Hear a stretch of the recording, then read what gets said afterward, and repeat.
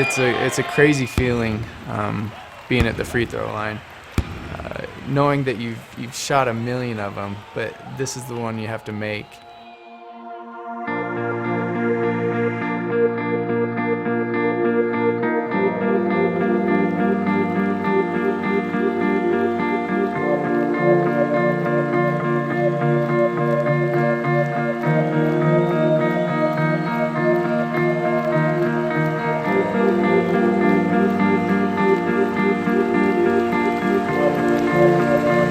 Well, it definitely is a lot easier to watch your husband play basketball than it is to watch your son. There's a lot of emotion that goes into it when your son's out on the court. Beats Fredette to the base, hands off to Tilly, stolen away by Jackson Emery, down below Tyler Haws. Tyler's ahead of the pack, and he dunks it! He dunked it again! Driving throwdown by Tyler Haws! Oftentimes people will say, well, of course he's good. Look at his dad. His dad was a great basketball player. And in my mind, I say, oh no, you don't know.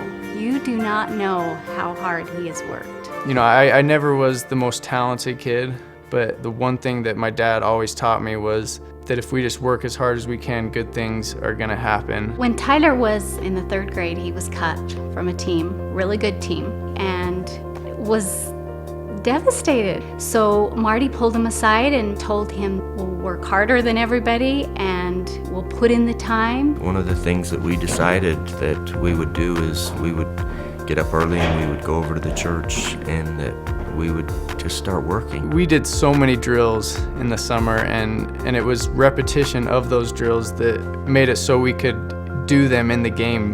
We would keep track. How many free throws have we made today? And we would do it in tens. We would try and shoot 100 a day and get a certain number. At first, it was probably in the 60s or maybe 70s, and you know, by the end, all you're doing is counting the misses. It was so awesome to have him there and be willing to help me in those early mornings in the summer.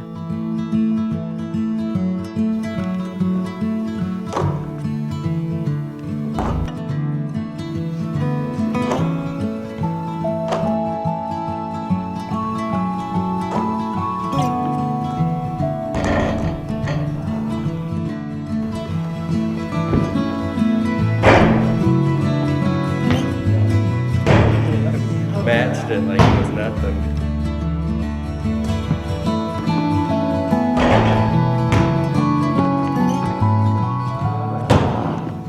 No, we didn't want him to see that.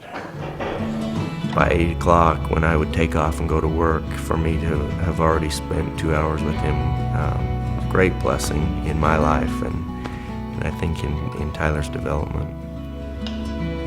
You know, the gift that Tyler has been given is he just works. He'll work and work and work. You know, sometimes maybe not having the most natural talent or ability is not the worst thing in the world. For Tyler, it was, you know what, I will work hard, and you know, lots of good things have come from that.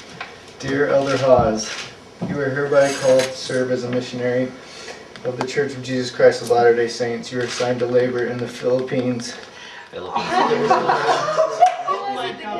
It's always been my plan to serve a mission, and I made it a goal when I was, you know, a little kid in primary to serve a mission. So, you know, a lot of people will ask me, you know, why are you leaving basketball? Why you have so much going for you? Why are you leaving right now?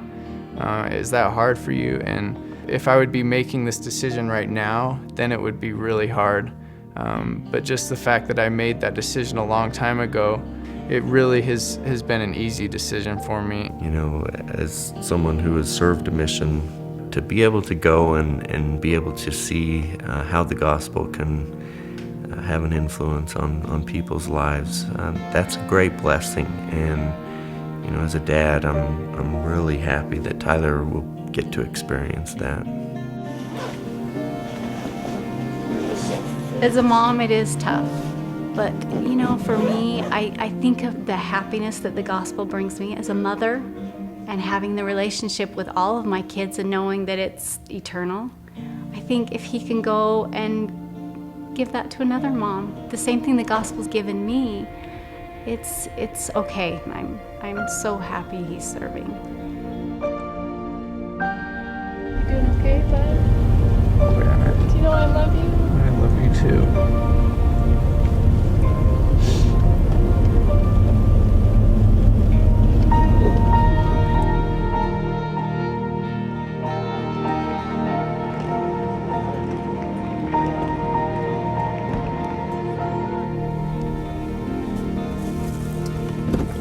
Okay, buddy. All right. To be a priesthood man is a lot more important than all of the other things, and we've been able to watch that progress as he was a deacon and a teacher and a priest, and watch him magnify his calling, watch him serve, watch his leadership ability grow, and for us to see him honor his priesthood and know that that's an important thing in his life, that's something that as a parent gives you a lot of satisfaction.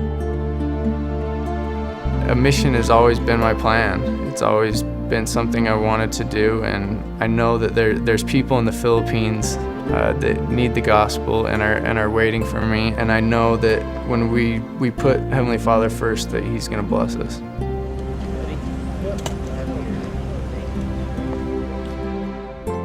You know, I just picture myself back at the church with my dad rebounding for me, and I just trust myself and trust that my hard work will pay off and it'll go in.